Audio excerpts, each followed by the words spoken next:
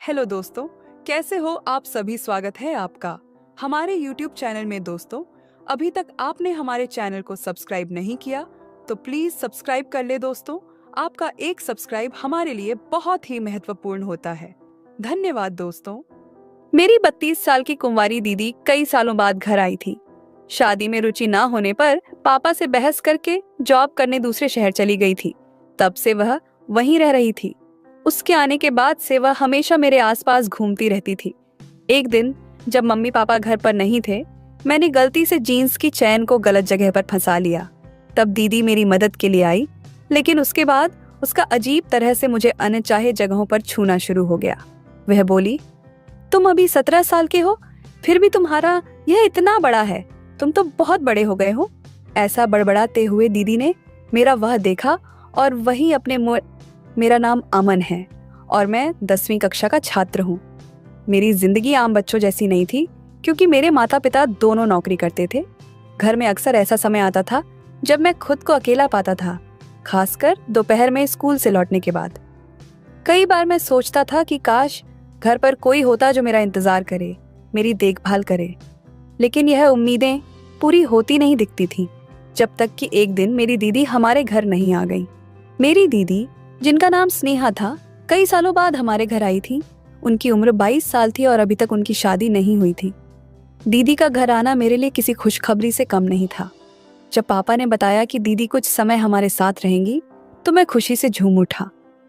आखिरकार कोई तो था जो मेरे साथ रहेगा, मेरी बातें सुनेगा और मुझ पर ध्यान देगा। घर में कदम रखते ही दीदी ने मुझे देखा और मुझे गले से लगा लिया। उन्होंने मुस्कुराते हुए कहा, अमन तो बहुत बड़ा हो गया है।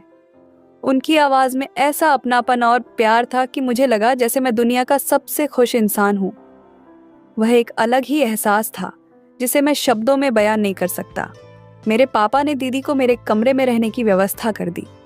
पहले तो मुझे लगा कि शायद यह अजीब होगा, क्योंकि मैंने कभी किसी के साथ अपना कमरा साझा नहीं किया था। लेकिन दीदी के साथ कमरा शेयर करना मेरे लिए किसी रोमांचक सफर की तरह था। मैं खुशी खुशी अपने कमरे को उनके साथ बांटने के लिए तैयार हो गया। दीदी के आने के बाद मेरी जिंदगी में बहुत से बदलाव आए। जब मैं दोपहर में स्कूल से घर लौटता था, तो दीदी दरवाजे पर मेरा इंतजार करती थी।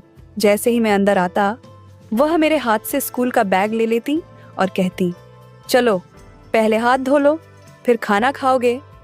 उनकी यह छोटी छोटी बातें मुझे बहुत सुकून देती थी। दीदी मेरी छोटी छोटी ज़रूरतों का ख्याल रखती।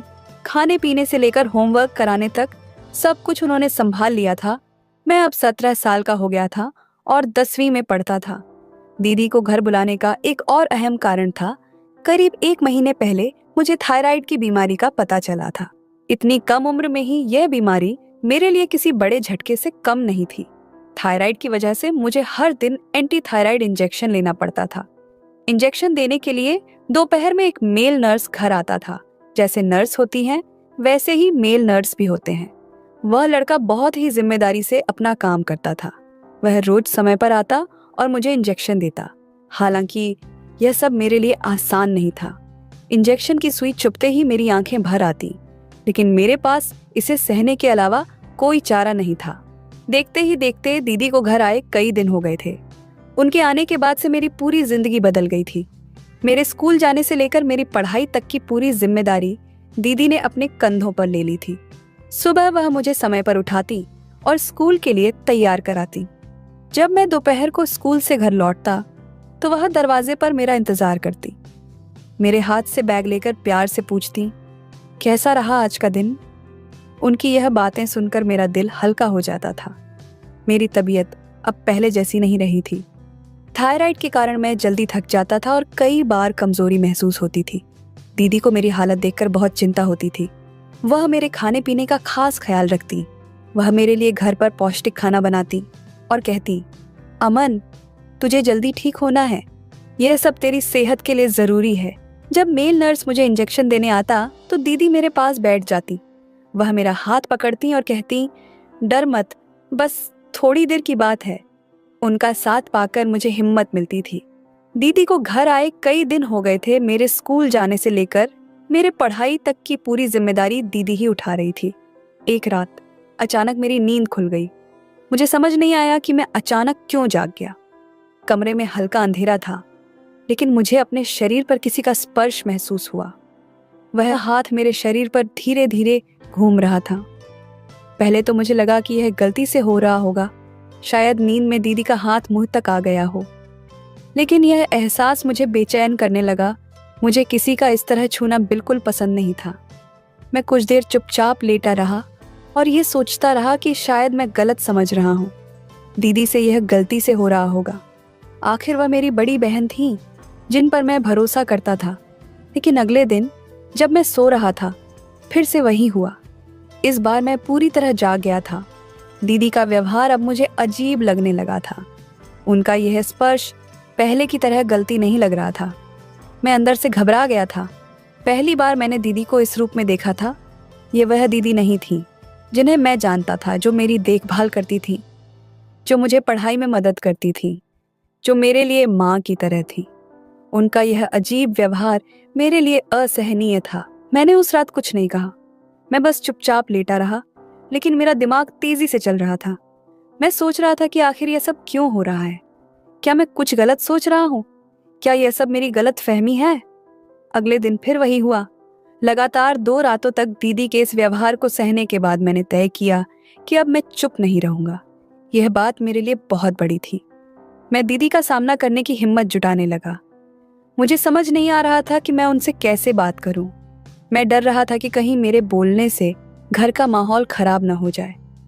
लेकिन मैं जानता था कि यह सही नहीं है। मुझे इस बारे में बात करनी ही होगी। अगले दिन जब मैं दोपहर में स्कूल से घर आया, तो मेरे मन में रात की बात घूम रही थी।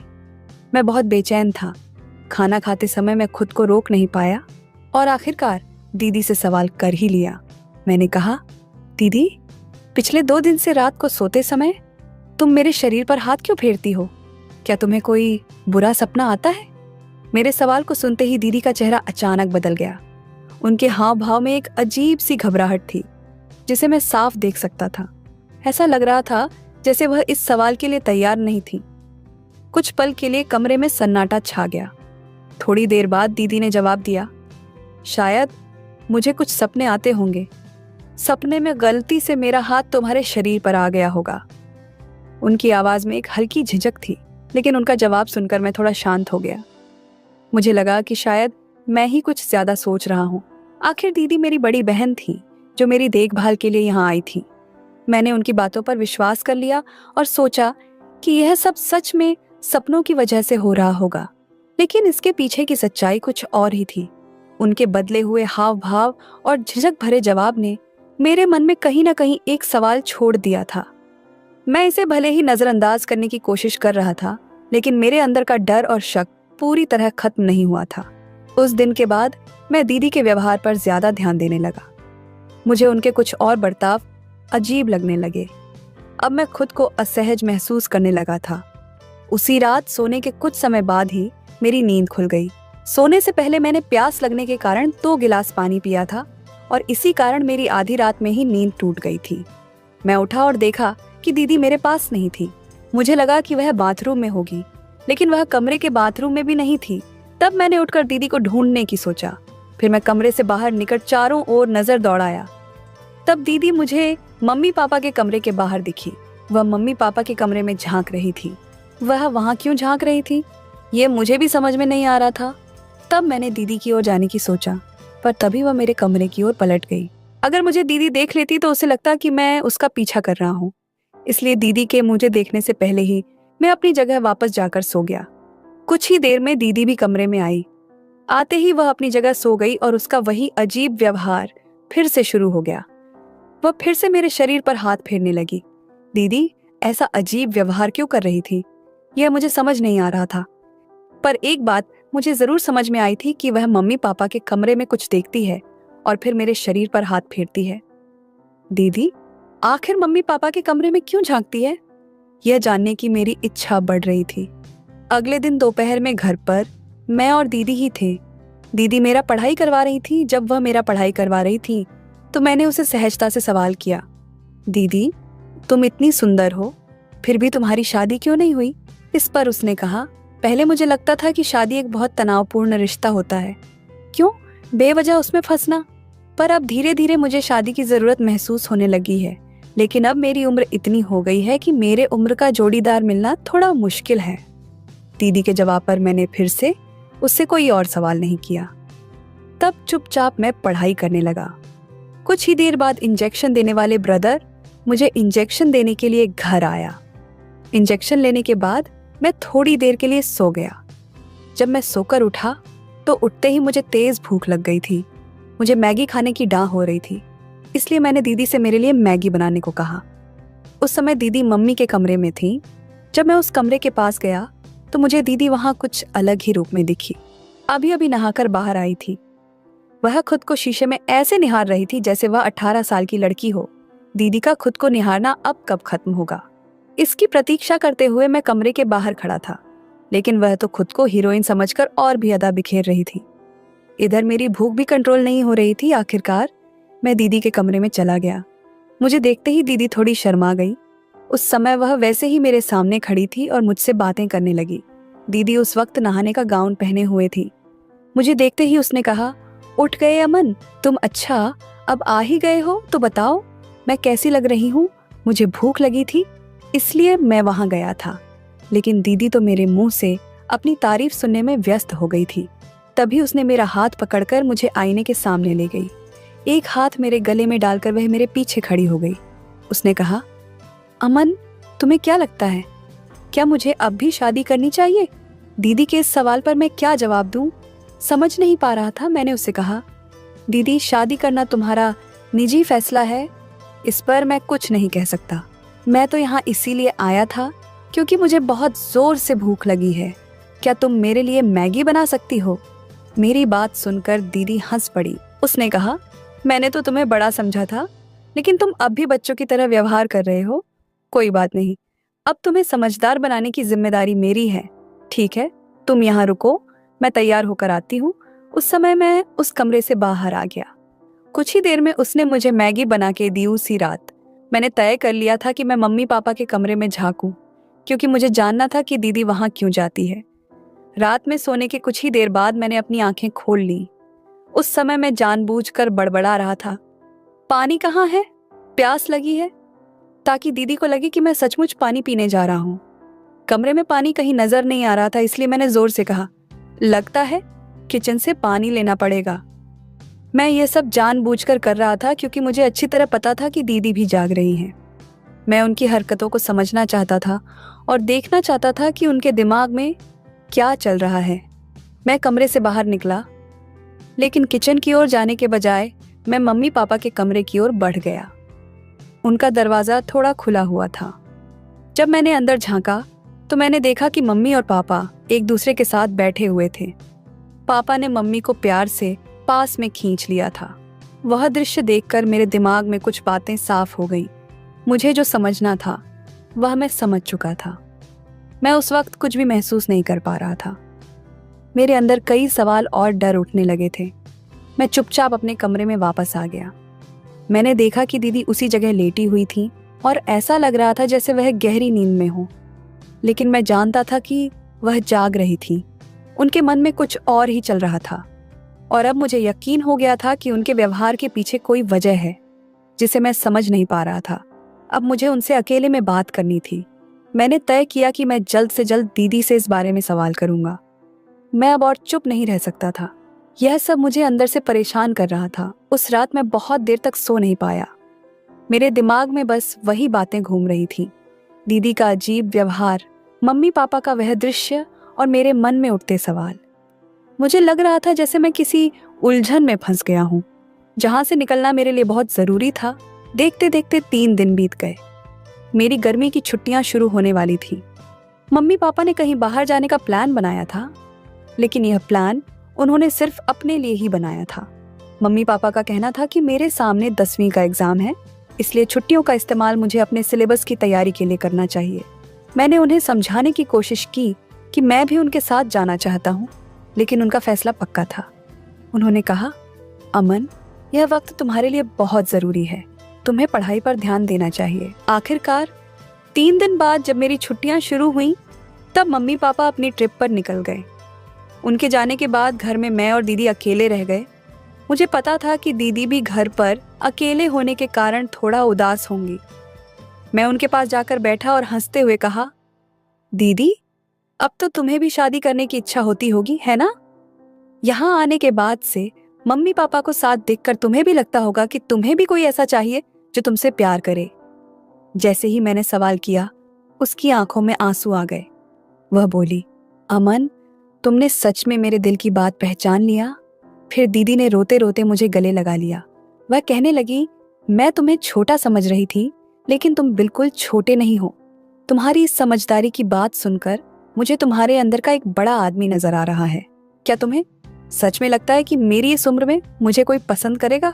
दीदी ने फिर वही सवाल मुझसे किया था जिसका जवाब मेरे पास नहीं था। लेकिन उस दिन के बाद से दीदी का नजरिया मेरे प्रति बदल गया था। उस दिन के बाद से दीदी ने घर में मम्मी के स्टाइलिश कपड़े पहनने शुरू कर दिए थे। दीदी को स्टाइलिश कपड़ों में देखकर मैं उसे देखता ही रह जाता। जब वह स्टाइलिश कपड़े पहनकर तैयार होती तो वह खास तौर पर मेरी तारीफ सुनने के लिए उत्सुक रहती। इतना ही नहीं, वह मुझसे चिपक कर फोटो भी खींचवा। दीदी का जो भी स्पर्श मुझे होता वह कुछ अलग ही दर्शाता था। उसका एकदम से बदला हुआ अंदाज कुछ और ही बता रहा था, जैसे वह मुझे बेवजह इशारे कर रही हो। खैर, एक दिन सुबह नहाने के बाद मैंने जीन्स पहनी। जीन्स पहनते समय अचानक उसकी जेब गलत जगह अटक गई और मुझे दर्द होने लगा। तब मैं जोर जोर से मम्मी को पुकारने लगा। मम्मी तो घर पर नहीं थी, मैं कुछ देर के लिए भूल गया था। मेरी आवाज सुनकर मामी नहीं लेकिन दीदी दौड़ती हुई मेरे कमरे में आ गई। उसने पास आकर मुझसे पूछा, क्या हुआ? अमन, मैंने उसे सब कुछ बताया।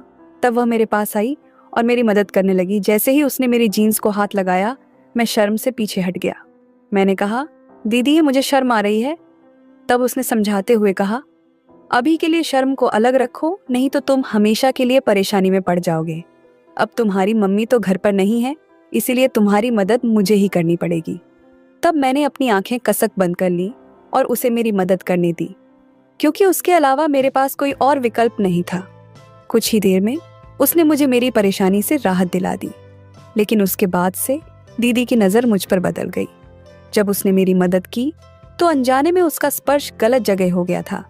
मेरी मदद करने के बाद वह मुझे एक अलग नज़र से देखने लगी थी। उसने कहा, अमन, मैं तो तुम्हें इतने दिनों से सामान्य समझ रही थी, लेकिन तुम तो 17 साल की उम्र में ही बहुत बड़े हो गए हो। दीदी जो कुछ भी कह रही थी मैं सब समझ रहा था। उस समय मेरे चेहरे पर खुद ब खुदा मुस्कान आ गई। उस दिन के बाद दीदी ने कहा, आज से जब तक मम्मी घर नहीं आती मैं तुम्हें नहला दिया करूंगी। मैंने उसे मना कर दिया क्योंकि मैं बहुत ही शर्मीला था। मेरे इनकार पर दीदी ने कहा, ठीक है, नहाना तुम खुद ही करो, लेकिन नहाने के बाद तैयार करने की जिम्मेदारी मेरी होगी। आज तुमने जो गड़बड़ की थी उससे बहुत बड़ा समस्या उत्पन्न हो सकता था। आज के बाद मैं तुम्हें तैयार करूंगी। उसकी बात पर मैंने सहमति जताई। उस दिन हमेशा की तरह दोपहर में ब्रदर ने मुझे इंजेक्शन देने घर आया। इंजेक्शन लेने के बाद उस दिन मैं रोज की तरह सोया नहीं था, बल्कि उठकर कमरे से बाहर चला गया। हॉल में आते ही मैंने टीवी चालू कर दिया। टीवी की आवाज सुनकर दीदी मम्मी के कमरे से बाहर आई। शायद वह मम्मी के कमरे में आराम कर रही थी। दोपहर में जिस तरह से दीदी तैयार हुई थी उसका मचलना कुछ अलग ही था। खैर, आज भी दीदी ने छोटे कपड़े पहने थे। उसने कहा, अमन, मैंने खास तुम्हारे लिए पानी पूरी बनाई है, रुको मैं किचन से लेकर आती हूँ। किचन में जाते समय उसने टीवी बंद कर दिया और पानी पूरी लाने के लिए किचन में चली गई। वह मुझे हॉल में भी पानी पूरी खिला सकती थी, लेकिन उसने ऐसा नहीं किया। वह मुझे मेरे कमरे में लेकर गई और मुझे बिस्तर पर बैठाकर अपने हाथों से पानी पूरी खिलाने लगी। पानी पूरी खाते समय दीदी बार बार मेरे बालों पर हाथ फेर रही थी। वह कह रही थी, तुम बहुत समझदार हो गए हो, अब तो तुम बड़े भी हो गए हो।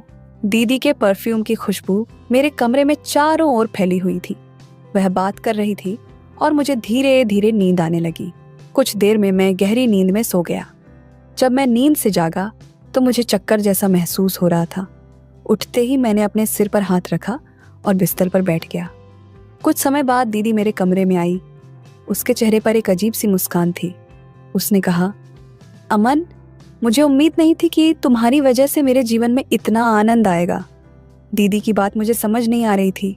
मैंने उसकी बातों पर सिर्फ सिर हिला दिया, क्योंकि मैं अपने ही ख्यालों में खोया हुआ था।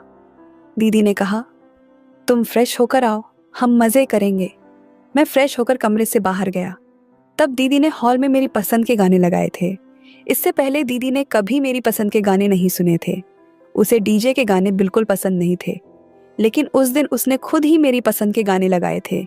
इतना ही नहीं, उसने मेरा हाथ पकड़ा और मुझे डांस कराने लगी। उसने मेरा एक हाथ अपनी कमर पर और दूसरा अपने कंधे पर रखा। वह मेरे साथ कपल डांस करने लगी। दीदी इतनी खुश क्यों थी, यह मुझे समझ नहीं आ रहा था। उस दिन के बाद जैसे जैसे दिन गुजरते गए, दीदी मुझे खुश दिखाई देने लगी। लेकिन दोपहर में जब भी मैं सोकर उठता, मुझे बहुत थकान महसूस होती थी। सोकर उठने पर वह मुझसे हमेशा एक ही बात कहती, तुमने आज मुझे बहुत खुश किया। मैं उसे किस तरह से खुश कर रहा था, यह मुझे समझ नहीं आ रहा था, लेकिन जो तकलीफ मुझे हो रही थी वह मुझे अच्छी लगने लगी थी। शुरू में मुझे दीदी से तैयार होने में संकोच होता था, लेकिन धीरे धीरे मुझे उसकी आदत पड़ गई। अब मैं बिना शर्माए दीदी से तैयार होने लगा था। अगले कुछ दिनों में दीदी और मेरे बीच एक नया रिश्ता बनने लगा। मुझे वह सब कुछ अच्छा लगने लगा जो पहले मुझे अजीब या असहज लगता था। धीरे धीरे वह रिश्ते की एक नई दिशा में बढ़ने लगा और मैं महसूस करने लगा कि कुछ बदल रहा है। लेकिन फिर एक दिन ऐसा कुछ हुआ जो मुझे और मेरे परिवार को पूरी तरह से चौंका दिया। मेरे शरीर में अचानक कुछ बदलाव महसूस होने लगे। मुझे बहुत चक्कर आने लगे और मैं बहुत कमजोर महसूस करने लगा। घर वालों ने मुझे तुरंत अस्पताल में भर्ती करवा दिया। मुझे खुद नहीं समझ में आया कि अचानक क्या हुआ था। जब मेरी आंखें खुली तो मुझे एहसास हुआ कि मैं लगभग 1 महीने बाद आईसीयू से बाहर आया हूँ। 1 महीने तक मैं आईसीयू में था और इसके बाद डॉक्टरों ने मम्मी पापा को बताया कि मेरी हालत की वजह एक अजीब बीमारी थी। डॉक्टरों ने बताया कि मुझे एक मानसिक बीमारी हो गई थी, जिसके कारण मैंने अपनी एक अलग दुनिया बना ली थी। मैं अपनी कल्पनाओं में खो गया था और वास्तविकता से बहुत दूर चला गया था। डॉक्टरों ने मम्मी पापा से कहा कि वे अपनी जिंदगी में इतने व्यस्त थे कि उन्होंने मेरे मानसिक और भावनात्मक स्थिति पर ध्यान नहीं दिया। वे मुझसे सही समय पर बात नहीं कर पाए। डॉक्टरों के साथ बातचीत के बाद वे समझ गए कि मेरी बीमारी की वजह क्या थी। उन्होंने मम्मी पापा से कहा कि अमन को पिछले 1 महीने में मानसिक और भावनात्मक समस्याओं का सामना करना पड़ा। वह अपनी दीदी को देखता और महसूस करता कि प्यार सिर्फ लड़के और लड़की के बीच ही हो सकता है। दीदी के साथ जो कुछ भी हो रहा था उसने मुझे बहुत प्रभावित किया।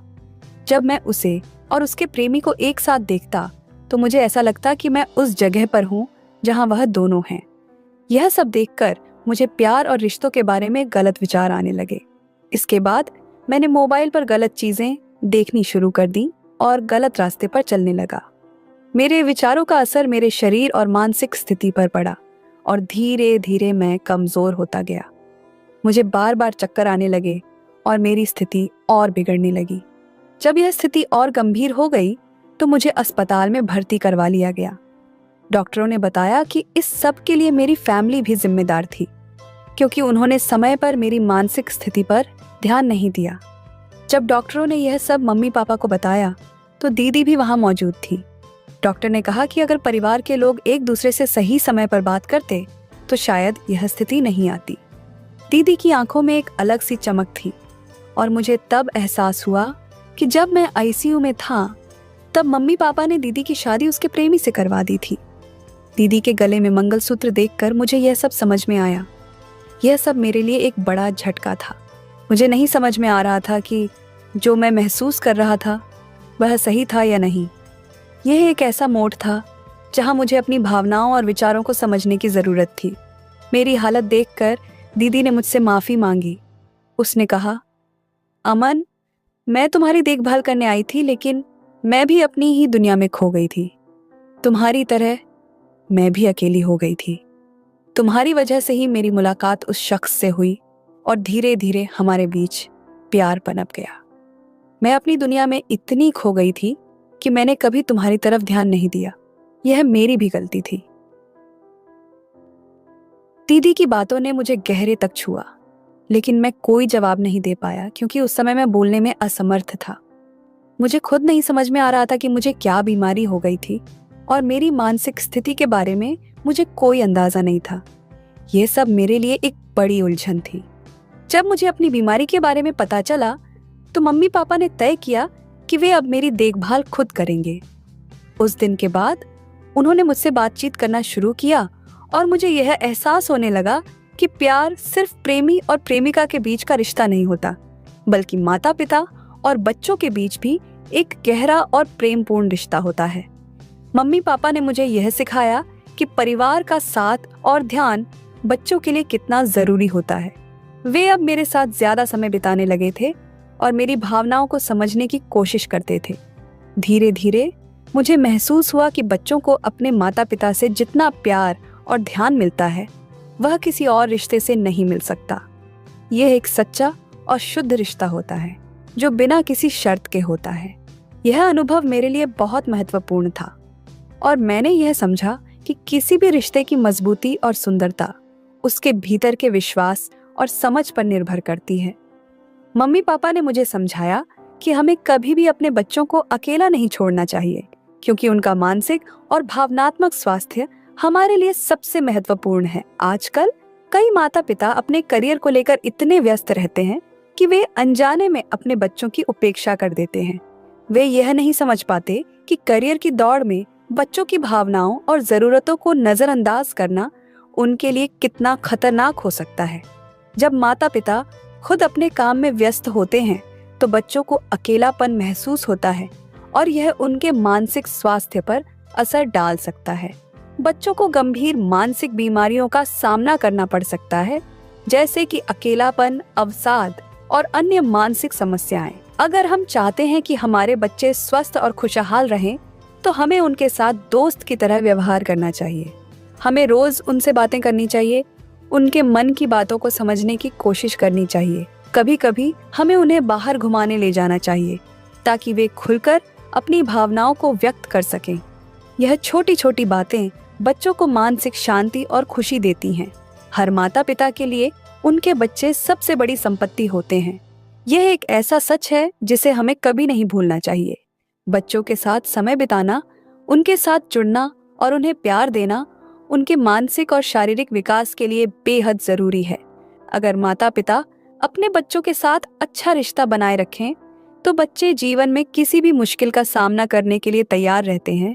यह कहानी हमें यह सिखाती है कि हमें अपने बच्चों के प्रति अपनी जिम्मेदारी को समझना चाहिए और कभी भी उन्हें अकेला नहीं छोड़ना चाहिए। उनका मानसिक स्वास्थ्य और खुशी हमारी प्राथमिकता होनी चाहिए। हमें अपने बच्चों को हर कदम पर समर्थन और प्यार देना चाहिए ताकि वे अपने जीवन में सफलता की ऊंचाइयों तक पहुंच सकें और खुश रह सकें। तो दोस्तों, यह थी हमारी आज की छोटी सी कहानी। आपको यह कहानी कैसी लगी कमेंट करके जरूर बताएं। अगर आपको यह कहानी पसंद आई हो तो इसे लाइक करें और अपने दोस्तों के साथ शेयर करें। आगे भी ऐसी ही रोमांचक कहानियों के लिए हमारे चैनल को सब्सक्राइब करें और बेल आइकन दबाना ना भूलें ताकि आप हमारी कोई भी कहानी मिस ना करें। धन्यवाद।